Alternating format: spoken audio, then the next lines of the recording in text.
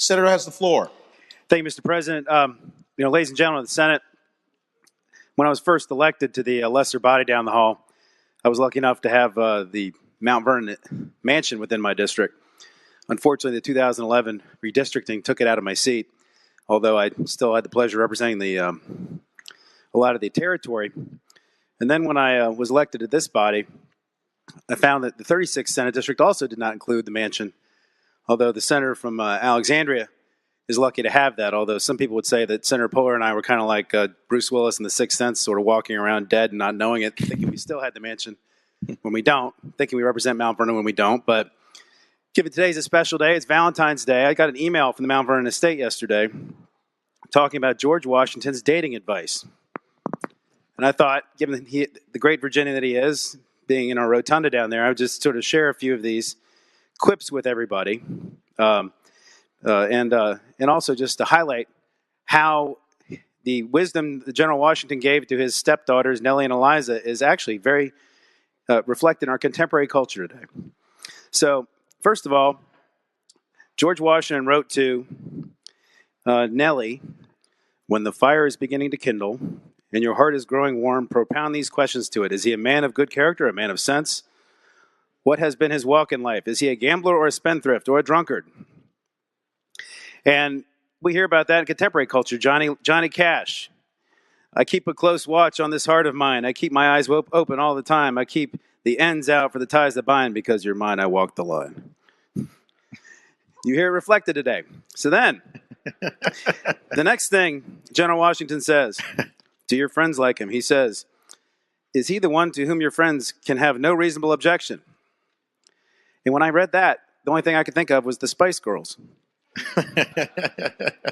You know how that goes? The song Wannabe. "If you want to be my lover, you got to get with my friends. Make it last forever. Friendship never ends. If you want to be my lover, you've got to give. Taking is too easy, but that's the way it is." And then Scary Spice says, "Yo, I'll tell you what I want, what I really, really want. So tell me what you want, what you really want. I want a hot, want a hot, want a hot, want a hot. What I really want is a zigga zigga." You know, just like George Washington, right?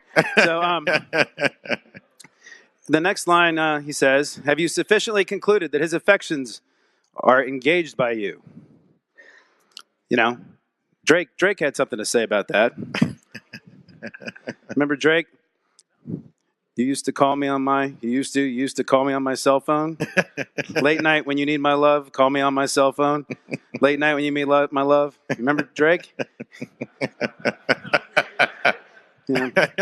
My girls are going to kill me for this. The next one.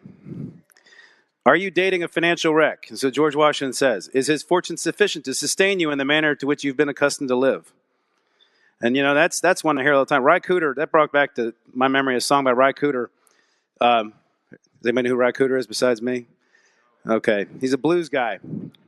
But he sings a blues song where he says, "My father told me on his dying bed," he says, "Woman, she's going to make it. Yes, she will. Because she's got something that makes a man put that money right in her hand. The very thing that makes her rich makes me poor." So George Washington had it even back then in 1787. And then next, the truth about marriage. This is all about how hard marriage is. "Do not then in your contemplation of marriage look for perfect felicity before you consent to wed, nor conceive from the fine tales that the poets and lovers of old have told us of the transports of mutual love, that heaven has taken its abode on earth, nor do not deceive yourself in supposing that only the means by which these are to be obtained is to drink deep of the cup and revel in an ocean of love." That's what George says to Nellie and his other Eliza. And, you know, that reminded me of Rick Astley.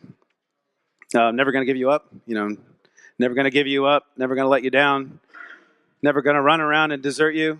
Never going to make you cry. Never going to say goodbye. Never going to tell a lie and hurt you." And if anybody wants to do a Rickroll this session, let me know. I'd be happy to try and work it into my speech. And then lastly, George Washington even had advice about flirts. Can you believe that? George Washington said, he wrote to his step-granddaughters, "It rarely happens otherwise than that a thorough-paced coquette dies in celibacy, as punishment for her attempts to mislead others by encouraging looks, words, or actions. given for no other purpose than to draw men on and to make overtures that they may be rejected. And so I was trying to think of a song that would come up with that. I came up with The Clash. The Clash actually followed George Washington's advice. Darling, you got to let me know. Should I stay or should I go? If you say that you are mine, I'll be here to the end of time. So if you got to let me know, should I stay or should I go?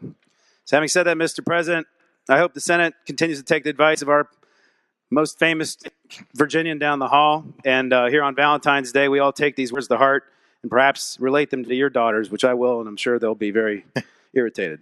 So thank you, Mr. President.